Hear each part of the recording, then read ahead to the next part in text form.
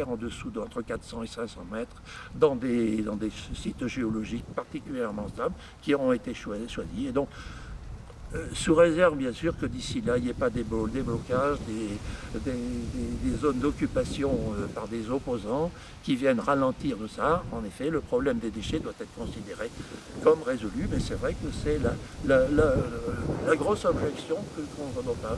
Les autres objections, rayonnement, on arrive à montrer aux personnes que c'est finalement, si le rayonnement naturel existe, que l'on va prendre sa petite dose de soleil pour se faire du bien, finalement c'est pas si dangereux que ça. On ramène à la réalité ce qu'a été Tchernobyl, on voit la réalité de Fukushima, et donc reste quand même la crainte des déchets.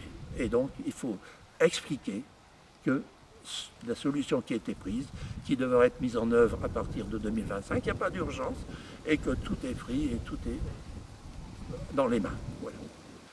Et voilà, c'est ce que j'essaie d'expliquer dans mon livre, pour faire la balance entre ce n'est pas du renouvelable, mais c'est du durable, en temps durée, pour des millions d'années, des centaines de milliers d'années, sans aucun problème, et ceci applicable déjà de façon évidente dans les pays développés qui ont déjà du nucléaire, l'exemple de la France, mais il y en a d'autres, mais qui devrait aussi s'étendre à l'ensemble du monde.